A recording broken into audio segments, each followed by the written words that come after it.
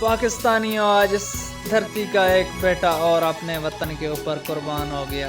सबसे पहले तो हम दिल से ऐसे जवानों को खराज तहसीन पेश करते हैं और अल्लाह पाक से दुआ करते हैं कि अल्लाह पाक इनके दर्जात बुलंद फरमाए और इनकी बख्शिश फरमाए और अल्लाह ताला इनको जन्नत अल फिरदौस में आला मकाम अता फरमाए।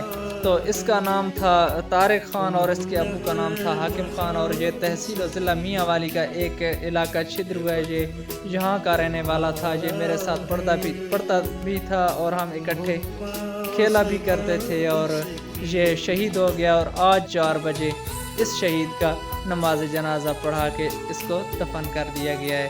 तो सबसे पहले तो इसकी फैमिली के साथ हम दिल से उनके दुख में बराबर के शरीक हैं। यकीन जाने हमारा भाई था, जब एक मिनट भी अगर किसी के साथ गुजारा हो तो वो नहीं भूलता। हम तो इकट्ठे पढ़ते रहे हैं, इकट्ठे खेलते रहे हैं, तो काफ़ी यादें हैं हमारी एक दूसरे के साथ।